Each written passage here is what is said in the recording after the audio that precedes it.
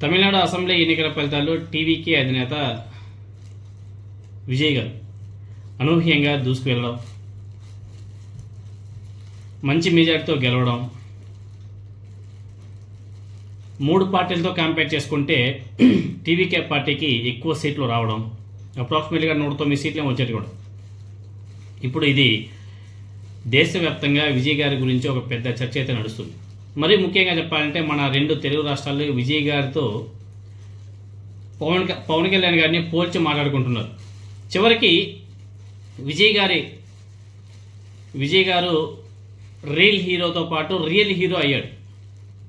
కానీ తమ నాయకుడు ఎందుకు పనికి రారంటూ జనసేన పార్టీ కార్యకర్తలు నాయకులే పవన్ కళ్యాణ్ని తిట్టే పరిస్థితి వచ్చింది. సోషల్ మీడియాలో మొత్తం ఇవే పవన్ కళ్యాణ్ తిట్టిపోస్తున్నారు సొంత జనసేన పార్టీ కార్యకర్తలు. తెలుగులో పవన్ కళ్యాణ్ గారు స్టార్ హీరో, యాక్సెప్టబుల్. తమిళనాడులో విజయ్ గారు కూడా అగ్ర హీరో. ఇద్దరు కూడా పరిశ్రమల నుంచి రాజకీయాలకు వచ్చారు.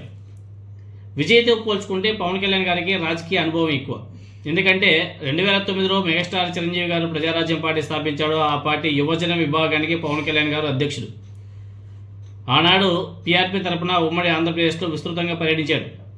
ముఖ్యంగా ఆనాడు అధికారంలో ఉన్నటువంటి కాంగ్రెస్ పార్టీ నాయకుల్ని పంచెలు ఊడదీసి కొడతారంటే పవన్ కళ్యాణ్ గారు అలాంటి ఘాటు వ్యాఖ్యలు, హెచ్చరికలు కూడా చేశాడు. అయితే ఎన్నికల్లో ప్రజారాజ్యం ఓడిపోవడం, జనం ఓడించడం, పంచెలు ఓడదీసి కొట్టారు ప్రజారాజ్యం పార్టీని అని చెప్పేసి అప్పట్లో కాంగ్రెస్ పార్టీ నాయకులతో కూడా కౌంటర్ ఇచ్చారు. తర్వాత 2009లో రెండోసారి వైఎస్ రాజశేఖర రెడ్డి గారి నేతృత్వంలో కాంగ్రెస్ పార్టీ అధికారంలోకి రావడం, పీఆర్పీ కేవలం 18 అసెంబ్లీ స్థానాలతో సరిపెట్టుకోవాల్సి కూడా వచ్చింది.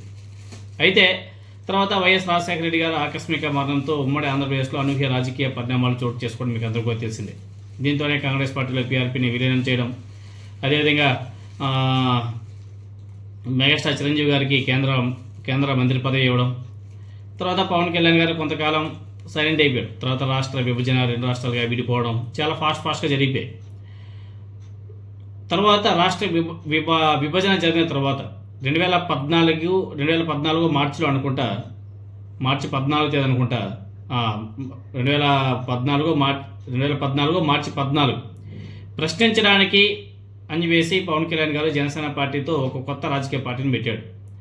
అదే ఏడాదిలో వచ్చినటువంటి సార్వత్రిక ఎన్నికల్లో జనసేన పార్టీ పోటీ చేయకుండా, ఎలాంటి షరతులు లేకుండా తెలుగుదేశం బీజేపీ కూటమికి పవన్ కళ్యాణ్ గారు మద్దతు ఇవ్వడం జరిగింది. కూటమి అధికారంలోకి వచ్చింది. 3.5 ఏళ్ళ తర్వాత ఎన్డీఏ కూటమి నుంచే పవన్ కళ్యాణ్ గారు బయటకు రావడం, 2009లో వామపక్షాలు బీఎస్పీతో పొత్తు కుదుర్చుకొని ఎన్నికలకు వెళ్ళడం, పవన్ కళ్యాణ్ గారు 2 చోట్ల పోటీ చేసి ఓడిపోవడం, జనసేన పార్టీ కేవలం ఒకే ఒక సీటు మాత్రమే గెలుపొంది అన్నాడు 2019. అయితే ప్రభుత్వ వ్యతిరేక అలాగే దళిత మైనారిటీల ఓట్లను చీల్చి తద్వారా తెలుగుదేశం పార్టీకి తిరిగి అధికారం కట్టబెట్టేందుకు వామపక్షాలు అదేవిధంగా బీఎస్పీతో జనసేన పార్టీ పొత్తు నాటకం ఆడిందని చెప్పేసి మీకు అందరూ కూడా తెలిసిందే. సో 2019 ఎన్నికల్లో జనసేన పార్టీ ఘోర పరాజయం తర్వాత తిరిగి మొన్నటి ఎన్నికల్లో బీజేపీ నీడలో చేరి 3 పార్టీలతో కలిసి పోటీ చేయడం, 2024 ఎన్నికలకు వచ్చేసరికి తెలుగుదేశం పార్టీతో బీజేపీతో పొత్తు కుదిర్చేందుకు పవన్ కళ్యాణ్ గారు తహతహలాడడం, ఒంటరిగా పోటీ చేసి వీరమరణం పొందలేను అని చెప్పేసి పవన్ కళ్యాణ్ గారు మాట్లాడడం, తర్వాత ఆ టైంలోనే తాడేపల్లిగూడెంలో ఎన్నికలకు ముందు నిర్వహించిన సభలో జనసేన పార్టీకి క్షేత్రస్థాయిలో బలం లేదు, అందువల్లే తక్కువ సీట్లతో సరిపెట్టుకోవాల్సి వస్తుంది అని చెప్పేసి మాట్లాడాడు. ఏది ఏమైతేనే పొత్తులో భాగంగా జనసేన పార్టీకి కేవలం 21 అసెంబ్లీ స్థానాలు, 2 పార్లమెంటు స్థానాలతో సరిపెట్టుకోవాల్సి వచ్చింది. అయితే అన్ని చోట్ల గెలిచామంటూ పవన్ కళ్యాణ్ గారు సంతృప్తి చెందుతున్నాడు, 100% స్ట్రైక్ రేట్ అనేసి. కానీ జనసేన పార్టీ స్థాపించిన 10 ఏళ్ల తర్వాత కూడా కేవలం 175 అసెంబ్లీ స్థానాలకి 175 అసెంబ్లీ స్థానాలు, 25 పార్లమెంటు స్థానాల్లో పోటీ చేసేందుకు అభ్యర్థులు లేని పరిస్థితి పవన్ కళ్యాణ్ గారి పార్టీ, జనసేన పార్టీ. పొత్తు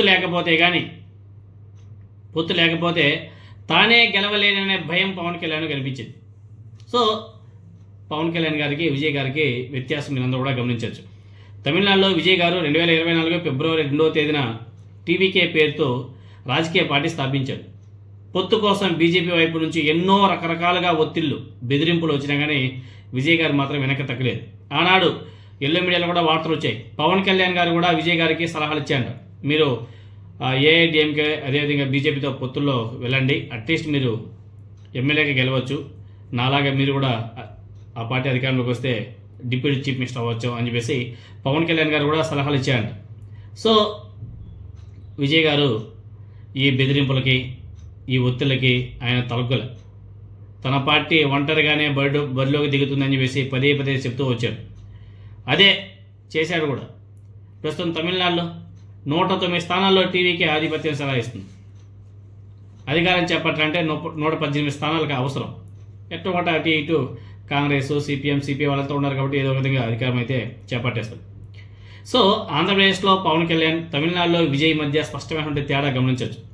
రాజకీయంగా ప్రత్యామ్నాయ శక్తిగా ఎదగాలని, భిన్నమైన రాజకీయ నేతగా కనిపించాలని, ప్రజలకు మంచి పాలన అందించేందుకు సీఎం కావాలన్న తపన, పట్టుదల పవన్ కళ్యాణ్లో అసలు లేవు. ఎంతసేపు చంద్రబాబు నాయుడు గారు, ఆయన వారసుడు పల్లకి మోయడానికే పవన్ కళ్యాణ్ చాలా ఇంట్రెస్ట్ కనబరుస్తాడు తప్ప సొంతంగా పోటీ చేయాలా, కేడర్ని పెంచుకోవాలా, మనకంటూ గ్రిప్ పెంచుకోవాలన్న ఆలోచన లేదు. తర్వాత పవన్ కళ్యాణ్ గారికి ఇంకొక ఎజెండా ఉంది. వైఎస్ జగన్మోహన్ రెడ్డి గారి మీద వ్యక్తిగత అక్కసుతో ఆయన అధికారంలోకి రాకూడదనే ఏకైక ఎజెండాతో పవన్ కళ్యాణ్ రాజకీయాలు చేస్తున్నాడు తప్ప తాను ఎదిగి తాను ముఖ్యమంత్రి అవ్వాలన్న ఆలోచన మాత్రం లేదు. పవన్ కళ్యాణ్కే రాజకీయంగా ఎదగాలన్న ఆకాంక్ష లేకపోతే ఇక ఆయన అభిమానులు మాత్రం ఏం చేయగలరు? చేసేదేం లేక వాళ్ళు కూడా పాపం సైలెంట్గా ఉంటున్నారు. గతంలో పవన్ కళ్యాణ్ కనిపిస్తే సభలో కానీ ఇక్కడ మీటింగ్లో కానీ సీఎం అని చెప్పేసి వాళ్ళ అభిమానులంతా కూడా కేకలు వేసేవాళ్ళు. అయితే మరో 15 ఏళ్ల పాటు చంద్రబాబు నాయుడు గారు ఆయన కుమారుడు నారా లోకేష్ గారు పల్లకి మోయాల్సిందే అని చెప్పేసి పదే పదే అనేక సందర్భాల్లో పవన్ కళ్యాణ్ చెప్పడంతో జనసేన శ్రేణులు కూడా పాపం డేలా పడిపోయారు. ఇదే తమిళనాడుకి వెళ్తే విజయ్ గారికి తన రాష్ట్రంలో సుపరిపాలన అందించాలన్న ఆశయం కనిపించింది. అందుకోసం తానే ఒంటరిగా బరిలోకి దిగి అధికారంలోకి రావాలన్న పట్టుదల పెరిగింది. తమ అభిమాన హీరో పట్టుదల, కళా సాకారానికి అభిమానుల శ్రమ కూడా తోడైంది. దీంతోనే తమిళనాడులో పార్టీ పెట్టి 2 సంవత్సరాల్లోనే విజయ్ గారు అద్భుతమైన ఫలితాలు సాధించి యావత్ దేశం మొత్తం దృష్టిని కూడా తన వైపు తిప్పుకున్నాడు. ఇది రాజకీయ పార్టీని, ఇక ఏదైనా సరే ఒక రాజకీయ పార్టీని ఎలా నడపాలో విజయ్ గారు ఆదర్శమైతే, ఎలా నడపకూడదో, ఎలా బానిసలుగా బతకాలో పవన్ కళ్యాణ్ నిదర్శనం అని చెప్పేసి పోలికలు కూడా అప్పుడే పెట్టేస్తున్నారు. సోషల్ మీడియాలో మొత్తం అవే రచ్చ. తమిళనాడులో విజయ్ గారు సొంతంగా సాధించినటువంటి విజయం ఆంధ్రప్రదేశ్లో పవన్ కళ్యాణ్కి చెంపపెట్టు అనే చర్చ పెద్ద ఎత్తున సాగుతుంది. విజయ్ గారి గెలుపులో పవన్ కళ్యాణ్ అభిమానులు సంతోషం వెతుక్కుంటున్నారు. విజయ్లా తమ నాయకుడు కూడా ధైర్యంగా, స్వతంత్రంగా, ఆత్మవిశ్వాసంతో రాజకీయం చేసి ఉంటే, ఒంటరిగా పోటీ చేసి ఉంటే, ఎవరితో పొత్తులు లేకుండా ప్రయాణం చేసి ఉంటే ఎలా ఉండేవాడు? ఇవాళ రియల్ హీరోగా నిలిచేవాడు అని చెప్పేసి పవన్ కళ్యాణ్ అభిమానులే అంటున్నారు. విజయ్లా కాకుండా తెలుగుదేశం పార్టీకి ఊడిగం చేస్తూ ఇతర పార్టీల జెండాలు మోయిస్తుంటే పవన్ కళ్యాణ్ని తలుచుకుంటూ తమిళనాడు ఫలితాల వేళ పవన్ కళ్యాణ్ గారి అభిమాన సంఘాలు కానీ, అభిమాన నాయకులు కానీ మనసులోనే తిట్టుకుంటున్నారు పాపం వాళ్ళు. అదేవిధంగా ఇంకా సోషల్ మీడియాలో పెద్ద ఎత్తున చర్చ అయితే నడుస్తుంది.